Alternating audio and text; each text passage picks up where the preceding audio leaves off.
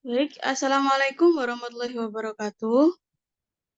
Waalaikumsalam warahmatullahi Waalaikumsalam wabarakatuh. warahmatullahi wabarakatuh. Warahmatullahi wabarakatuh.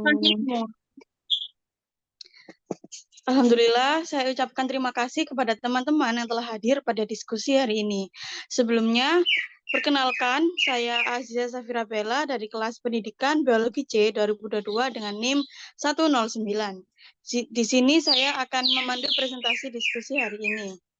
Baik, sebelum dilanjut ke sesi presentasi, ada baiknya kita berdoa agar diberi kelancaran serta diberkahan oleh Allah Subhanahu wa taala. Berdoa dipersilahkan.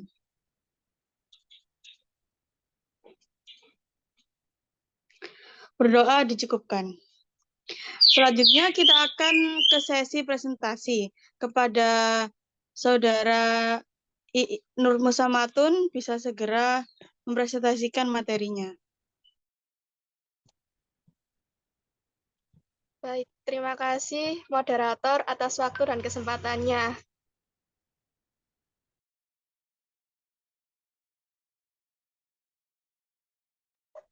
Minta tolong share screen RV.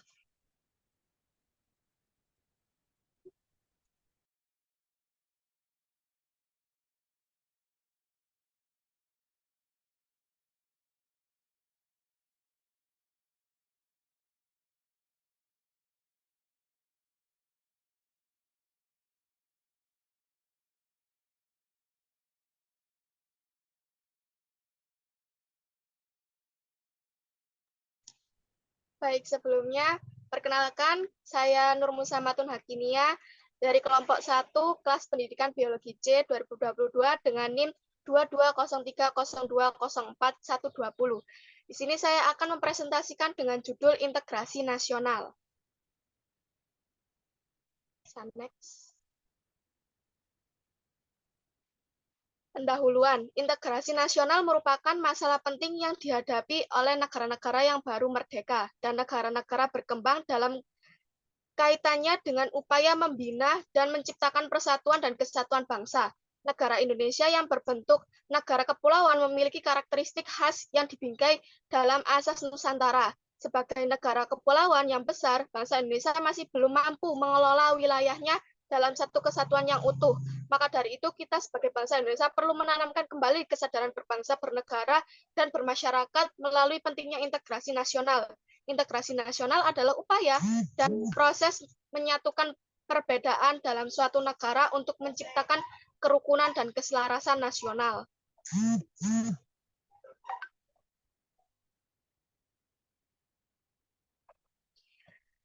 Masalah yang dibahas, yang pertama faktor pendorong integrasi nasional, yang kedua faktor penghambat integrasi nasional, yang ketiga integrasi nasional dan latar belakang sejarah, yang keempat integrasi nasional dalam kemajemukan penduduk dan kondisi geografis negara, yang kelima integrasi nasional dan kemajemukan budaya, yang keenam integrasi nasional dan tugas tanggung jawab masa depan.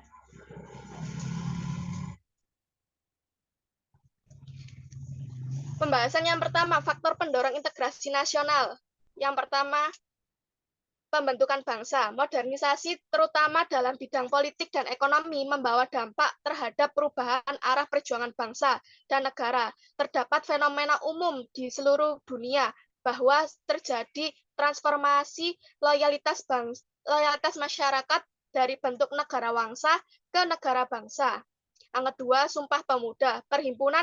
Perhimpunan Pelajar Indonesia (PPI) mengadakan kongres dan diselenggarakan 27 sampai 28 Oktober 1928 dan dikenal dengan Kongres Sumpah Pemuda. Hasil kongres dijadikan landasan perjuangan Indonesia merdeka dan pada kongres ini pertama kali diperdengarkan lagu Indonesia Raya ciptaan W.R. Supratman.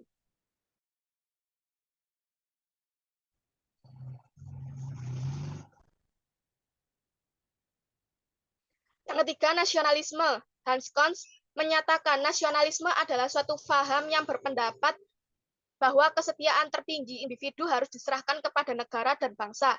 Menurut Slamet Mulyana, Nasionalisme merupakan manifestasi kesadaran berbangsa dan bernegara atau semangat bernegara. Nasionalisme juga bisa diartikan sebagai paham atau ajaran untuk mencintai bangsa dan negara sendiri atau bersifat kenasionalan. Yang keempat, konsensus bersama bangsa. Peralihan loyalitas dari negara bangsa membawa konsekuensi bangsa dan protes abstraksi loyalitas. Karena itu, dihadirkan simbol-simbol untuk menguatkan arti penting dari bangsa serta kolektivitas melalui konsensus bersama, yakni proklamasi Pancasila UUD NRI tahun 1945, bendera Indonesia, dan bangsa serta lagu kebangsaan.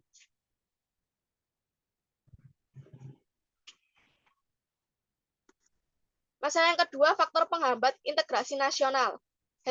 Yang pertama, heterogenitas budaya, agama, dan intoleransi. Intoleransi merupakan sikap atau sifat yang tidak bertenggang rasa perihal apapun yang berbeda atau bertentangan dengan nilai yang dipegang oleh individu maupun kelompoknya. Sikap untuk bisa memahami dan menerima perbedaan dalam budaya dan agama sangat penting untuk mewujudkan integrasi. Yang kedua, luas wilayah. Wilayah Indonesia, wilayah negara begitu luas, terdiri atas ribuan kepulauan yang dikelilingi oleh lautan luas. Besarnya kemungkinan ancaman, tantangan, hambatan, dan gangguan yang merongrong keutuhan, kesatuan, dan persatuan bangsa, baik berasal dari dalam negeri maupun dari luar negeri.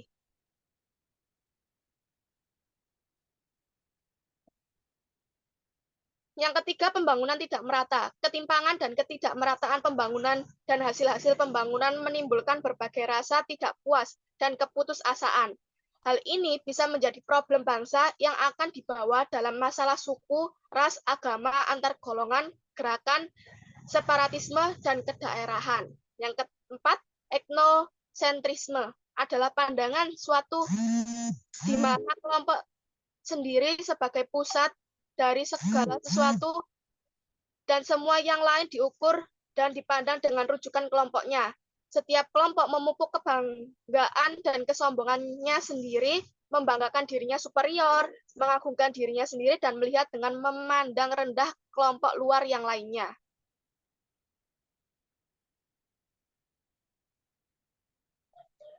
Yang ketiga, integrasi nasional dan latar belakang sejarah. Ditilik dari perjalanan sejarah bangsa Indonesia, pembelajaran integrasi nasional dapat dipilah ke dalam 4 periode. Yang pertama, zaman sebelum kedatangan penjajahan, zaman pergerakan nasional, dan zaman setelah kemerdekaan.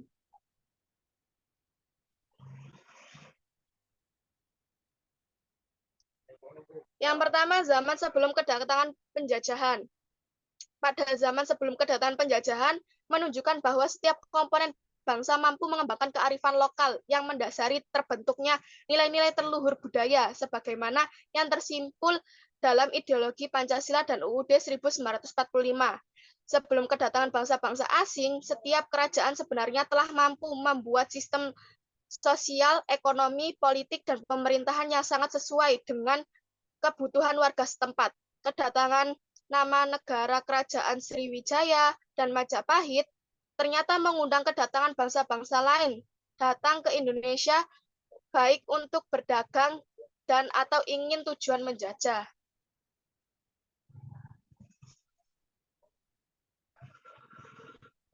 Kedua, yaitu zaman penjajahan. Pada zaman penjajahan, keadaan di seluruh wilayah Indonesia berbalik dari kondisi adil makmur menjadi bangsa yang dikuasai oleh pemerintahan kolonial dan imperialis yang menjadikan bangsa Indonesia melarat, miskin, sengsara, dan juga hina. Perlawanan terhadap penjajahan pada dasarnya adalah sikap antisipasi terhadap kolonialisme dan imperialisme di seluruh negeri dan tersebar secara merata di seluruh wilayah. Gerakan menentang penjajahan tersebar merata dari Pulau Sumatera di sebelah barat sampai Pulau Papua di sebelah timur. Kegigihan dan keberanian putra atau putri daerah wajib diapresiasi dalam bentuk pemberian gelar pahlawan nasional.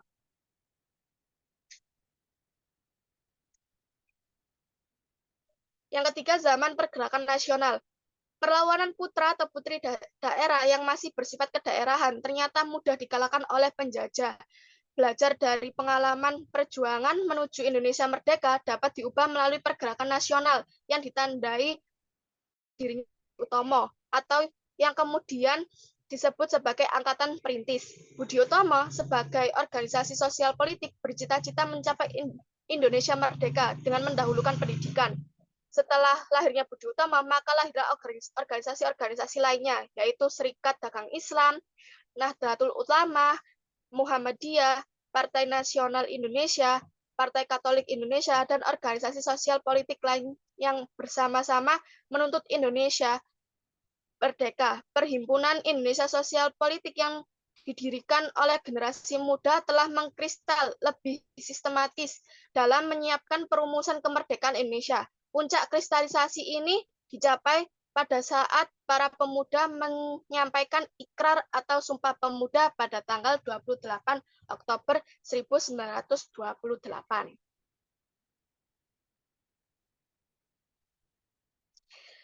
Yang keempat, zaman setelah kemerdekaan. Pasca kemerdekaan, ternyata terjadi perbedaan gesekan dan bahkan pertentangan ideologis, politis, ekonomis, dan kepentingan individu atau kelompok. Akibatnya terjadi ketidakpuasan dan ekstremitas yang dilatar belakangi oleh kekuatan agama, komunis, dan kondisi tertentu, di mana orang atau kelompok orang ingin memaksakan kehendak baik yang berasal dari dalam maupun dari luar negeri. Ekstremitas yang berasal dari dalam dikelompokkan menjadi 3, yaitu ekstrem kanan, ekstrem kiri, dan golongan tidak puas. Sedangkan ekstrem dari luar negeri muncul sebagai bagian dari tekanan dan pengaruh globalisasi yang dikaitkan dengan isu-isu yaitu pelanggaran HAM, isu demokratisasi, dan isu liberalisme ekonomi.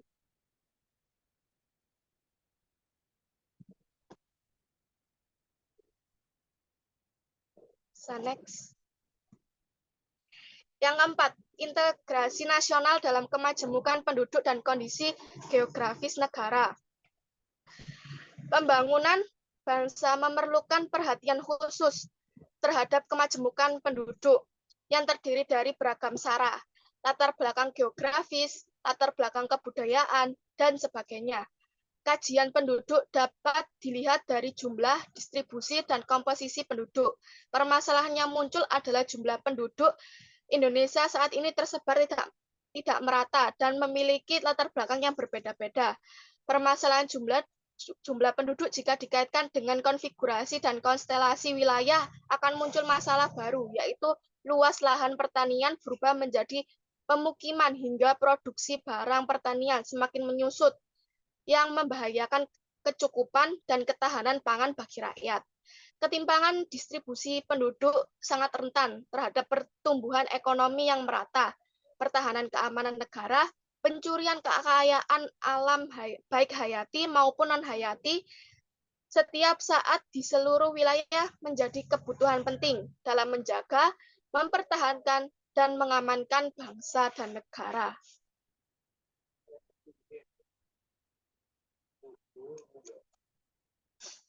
Yang kelima, integrasi nasional dan kemajemukan budaya. Pada saat ini, upaya pembangunan bangsa sering melupakan kemajemukan budaya dengan segala konsekuensinya. Dalam hal ini, sebagian orang berpendapat bahwa nilai budaya yang sudah mapan tidak perlu diubah dengan alasan sudah merupakan sebuah kebenaran mutlak. Sebagian orang yang lain berpendapat sebaliknya, yaitu menghendaki perubahan dan pergantian. Ini berarti bahwa sebagian orang menganggap bahwa masyarakat itu merupakan kesatuan sosial yang utuh dan mendukung tradisi dan budaya yang sama. Dengan demikian, orang dapat menghindari adanya pengelompokan sosial keberagaman sosial. Hal yang harus dihindari adalah adanya ketegangan, pertentangan, dan stereotip yang dapat memecah belah persatuan dan kesatuan bangsa, dan sebaliknya. Bangsa Indonesia harus mampu mengatasi perbedaan-perbedaan tersebut dalam rangka memperkokoh kesatuan sosial.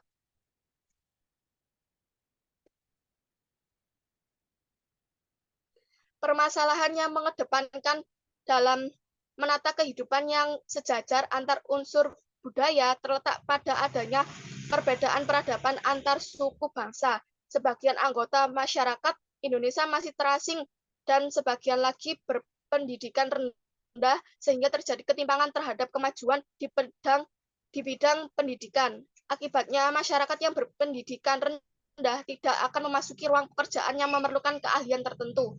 Permasalahan yang lain adalah hubungan timbal balik antara penduduk asli dengan para pendatang, di mana sebagian penduduk asli pada umumnya tidak siap bersaing dengan para pendatang, sehingga terjadi kecenderungan semakin tertinggal baik di bidang ekonomi, pendidikan, maupun di bidang lainnya.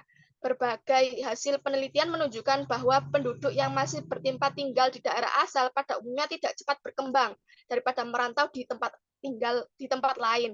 Pergaulan dengan lingkungan luar kelompoknya pada dasarnya memberikan dorongan dan motivasi untuk semakin maju dan menyempurnakan kehidupannya.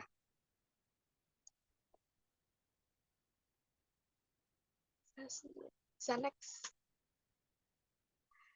Dan yang keenam, integrasi nasional dan tugas tanggung jawab masa depan. Integrasi nasional merupakan bagian penting dari pengembangan budaya bangsa untuk dalam mewujudkan persatuan dan kesatuan serta jati diri bangsa seutuhnya. Pada saat ini, bangsa Indonesia telah memasuki tekanan dan pengaruh global sehingga mau tidak mau, suka atau tidak, harus masuk di dalamnya. Padahal daya adaptasi bangsa masih rendah. Oleh karena itu, bangsa Indonesia memiliki tanggung jawab yang besar untuk mempertahankan jati diri mempertahankan jati diri sebagai bangsa yang berbudaya. Nampaknya bangsa Indonesia dalam memasuki era global masih kuat dalam mempertahankan jati diri bangsa, akan tetapi kecenderungan mempertahankan nilai-nilai kesukuan dan kedaerahan masih dominan dalam pergaulan nasional. Dengan berlakunya otonomi daerah, maka kecenderungan daerah untuk mempertahankan eksklusivisme kesukuan dan putra daerah menjadi tema penting dalam memasuki era global ini. Tanggung jawab masa depan bangsa sebagai kerangka acuan pergaulan nasional dan internasional dipengaruhi oleh 3 faktor, yaitu faktor kependudukan, faktor kemapanan budaya daerah atau suku, faktor sosial, politik, ekonomi, beserta aspek pemerataannya.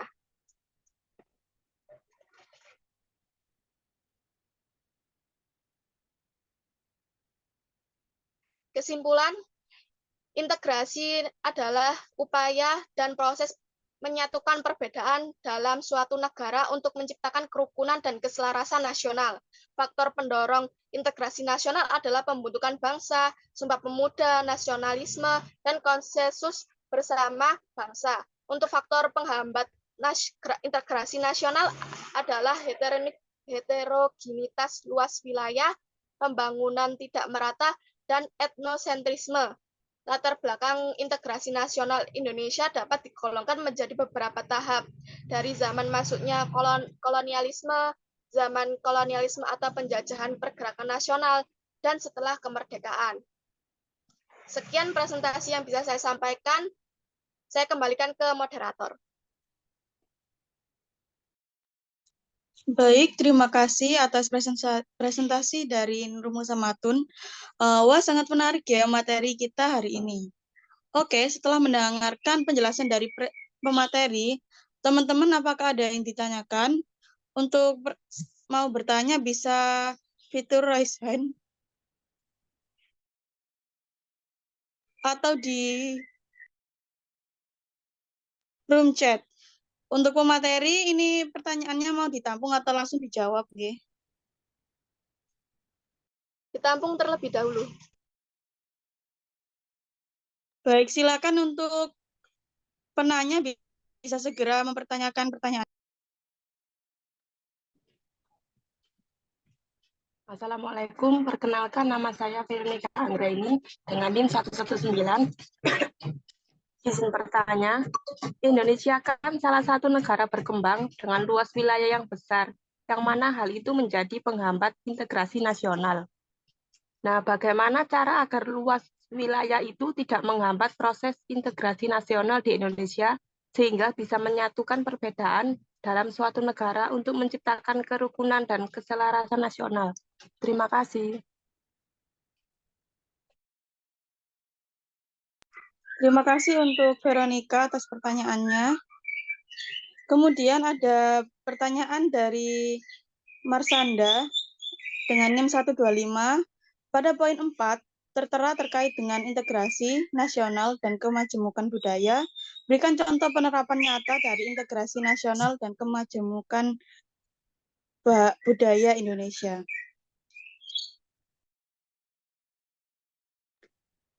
Apakah ada yang ditanyakan?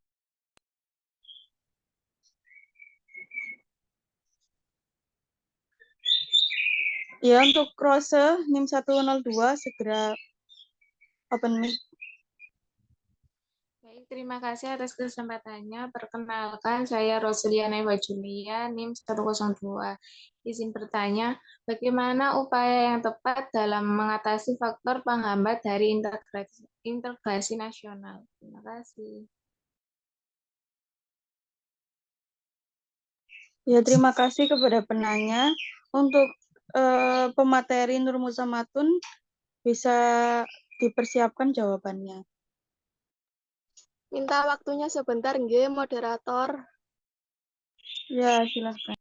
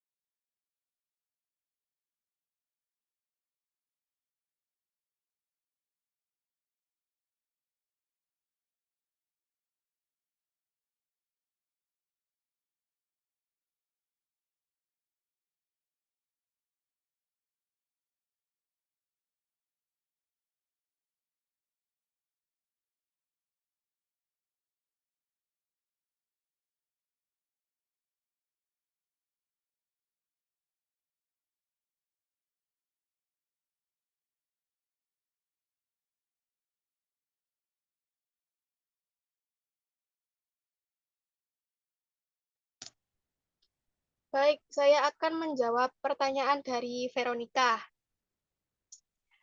Wilayah negara Indonesia yang begitu luas juga dapat menghambat integrasi nasional. Seperti yang diketahui, Indonesia merupakan negara kepulauan yang memiliki lebih dari 17.000 pulau dan dipisahkan lautan luas. Dengan begitu, kita seharusnya mempunyai sikap untuk mendorong pembentukan integrasi nasional. Dengan cara salah satunya yaitu sikap nasionalisme. Yang sudah saya paparkan tadi di PPT, yaitu sikap nasionalisme adalah suatu kesadaran berbangsa dan bernegara atau semangat bernegara. Atau nasionalisme itu juga bisa diartikan sebagai paham atau ajaran untuk mencintai bangsa dan juga negara sendiri. Untuk Veronica, apakah bisa diterima? Ya, bisa diterima. Terima kasih. Baik, terima kasih Veronica. Untuk pertanyaan yang kedua, yaitu oleh Marsanda. Pada poin keempat, tertera terkait dengan integrasi nasional dan kemajemukan budaya. Berikan contoh penerapan nyata dari integrasi nasional kemajemukan budaya. Salah satu contohnya adalah kemajemukan budaya. Setiap daerah memiliki budaya dan adat istiadat yang telah ada secara turun-temurun, seperti tenun ikat, pakaian adat, alat musik tradisional, tarian tradisional, makanan dan minuman tradisional yang terikat dalam semboyan Bhinneka Tunggal Ika. Apakah jawabannya bisa diterima? Bisa, terima kasih. Terima kasih, Marsanda. Untuk Terima kasih, pertanyaan Ibu. terakhir oleh Rose.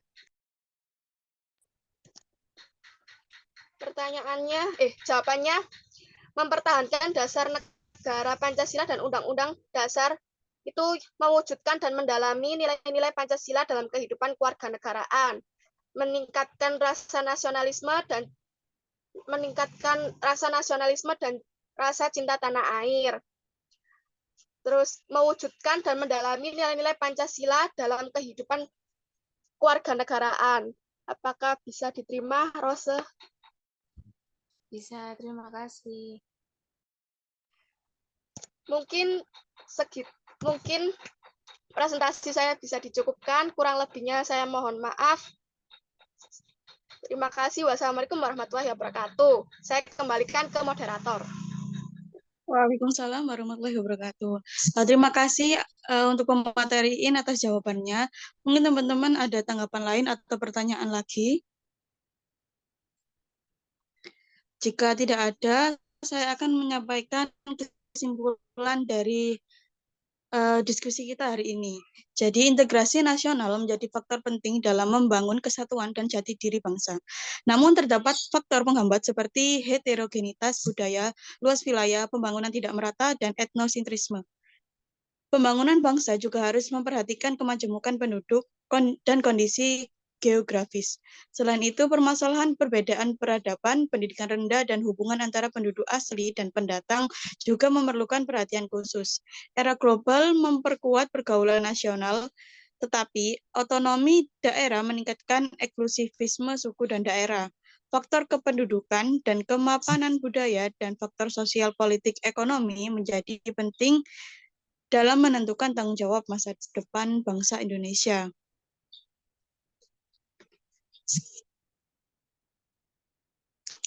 Baik teman-teman, terima kasih atas waktunya. Demikian diskusi dari kelompok 1. Mari kita mengucapkan hamdalah. Saya sebagai moderator memohon maaf atas kesalahan yang mungkin saya perbuat. Marilah kita beri tepuk tangan, aplaus untuk kepada pemateri kita, Nur Musamatun Hakinia. Baik, terima kasih atas waktunya. Untuk presentasi hari ini dan diskusi saya cukupkan. Wassalamualaikum warahmatullahi wabarakatuh. Waalaikumsalam Waalaikumsalam warahmatullahi wabarakatuh. warahmatullahi wabarakatuh.